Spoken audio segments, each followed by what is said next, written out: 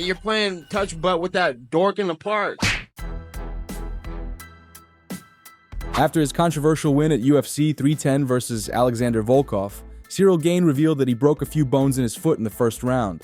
Ciryl even told Joe Rogan during his post-fight interview that he thought that his foot was broke, which ended up being true. Ciryl Gane posted an x-ray of multiple broken bones in his foot with the caption, "It wasn't just my toe, but also both metatarsals that gave way at the start of the first round." Needless to say, there was no foot left, but we didn't give up and fought with them. Welterweight Colby Covington was doing one of his Twitch streams when a fan asked Colby who he fought that he hated the most, to which Colby Covington replied Kamaru Usman, accusing him of cheating multiple times in their fight. Colby, who is the opponent you fought that you hate the most? Definitely Marty Juiceman, just because he's a cheater and he's a coward, and he definitely cheated multiple times in our fight, so just can't respect someone that cheats in a fight. I've never cheated. I've done everything the right way. Didn't cut corners, didn't ask for shortcuts, had to go the long way, so. Jamal Hill went on his podcast, The War Room, to explain what happened during the altercation at the UFC PI. So I was at the PI earlier, and Alex was there. I just finished working out. He was working out, and I just went to go up and have a conversation. Ask him what Since we don't have to talk about it across Twitter because I'm right here. Initially when I went up to him, it was smooth. It was like, don't run the heavyweight. I'm gonna go ahead and handle business, and then we need to run this back. Like we need to run it back. And somewhat amongst the exchange, he said something to his translator. His translator said he said, you still asleep or you still woke up and shit. Like I'm wide awake. I'm wide awake now. You can get put to sleep for real. And then it kind of went to a whole fake ass oh yeah, come get the gloves and go in the cage, which I replied, what the fuck we need gloves for? We not getting paid right now. You know what I mean? I get paid to fight. I get paid to put on gloves and fight. And when I'm out in a situation like that, we could throw hands right now. You know what I mean? I'm not finna take time, put no gloves on or none of that shit. We can just throw hands right now. Right. We don't need no gloves. We don't need no gloves. The fuck we need gloves for? We got hands right here. And his response was just to stand there. So, you know what I mean? It's like, fuck it. We're going to get paid. I'm not going to ruin my bag. Because here's the thing, right? If I had just reached over and hit him there and we started fighting right there, I could possibly lose out on my next fight, and any opportunities I have left. I got restrictions now at the PI and all these other things and stuff like that. We get paid. We made a lot of money the first time we fought. Yeah. So why would I not make a lot of money when I knock his ass out the next time? People going to say what they going to say. You know what I mean? They're going to sound dumb like they always do, but it is what it is. Conor McGregor is rethinking his next steps following a string of troubling developments.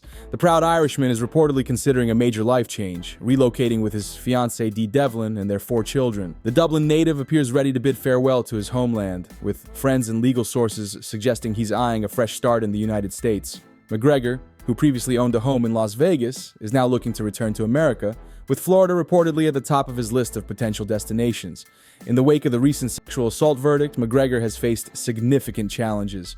Major brands associated with the UFC star, including Proper Numbers 12 Irish Whiskey and Forged Irish Stout, have been pulled from shelves across the UK and Ireland, dealing a blow to his business ventures. Adding to his troubles, McGregor is gearing up for another court battle in May, this time against former friend and training partner Artem Lobov. Known as the Russian Hammer, Lobov claims he played a pivotal role in the success of McGregor's whiskey brand and is demanding a 5% stake. The fallout has left McGregor questioning his life in Ireland. Conor has been completely rattled by the devastating fallout as a result of losing the civil case. A source close to McGregor revealed he's going to appeal the verdict to clear his name.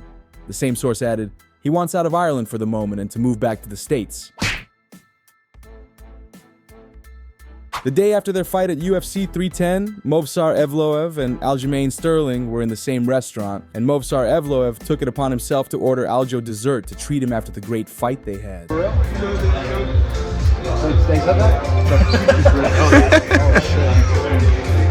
Yo, that's funny. At least they got you your own. Dang, my new guy too.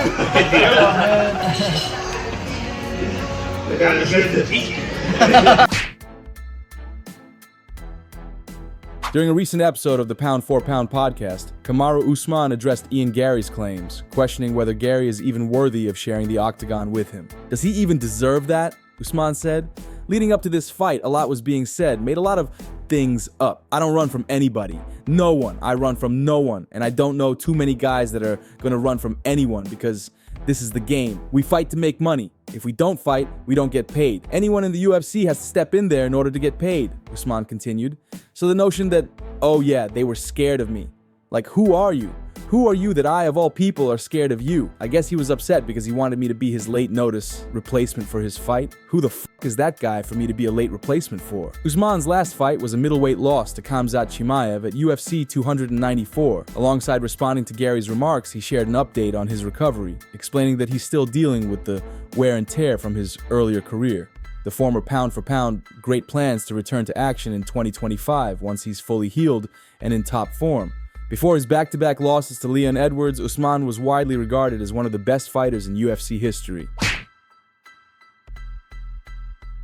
After Shavkat Rakhmonov's win over Ian Garry at UFC 310, fans wondered if Garry was just that good or if Shavkat came in injured. The question was answered right after the fight when Daniel Cormier posted a breakdown video of all the fights. DC stated that after Shavkat's victory, it was revealed that he came into the fight against Ian Garry with a torn MCL. Shavkat Rakhmonov did not look like himself, even though I learned after that he had an injury. I think he might have tore his MCL going into the fight. Granted, with a torn ligament in your knee, you're not going to look like the killer that you look like in fights prior. Bantamweight champion Merab Dvalishvili just posted this video explaining his side of the story regarding the altercation with the fan last night. Merab and fellow UFC fighter Denis Buzukay, who cornered Aljermain Sterling, got into an altercation with a fan that provoked them, where Merab was held back by security while Denis swung at the fan. Merab now states that the person who provoked them was friends with Umar Nurmagomedov and posted a video to prove his point. Exposing the guy who grabs Merab's arm physically and insults him is not just a fan but teammate and friend of Umar and Dagestani's. You can see Merab walking filming his friend Aljo when Guy grabs his arm and starts insulting him with phone in his hand.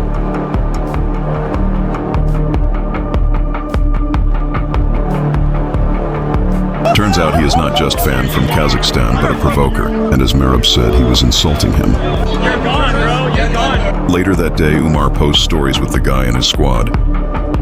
And there is even more pictures from years ago with him and Dagestanis.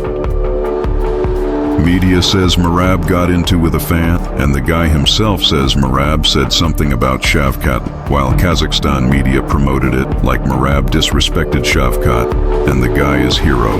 But obviously, this is not coincidence. Merab is good with Shavkat, and all this happened in 15 seconds. This was just Dagestani's dirty trick and provocation.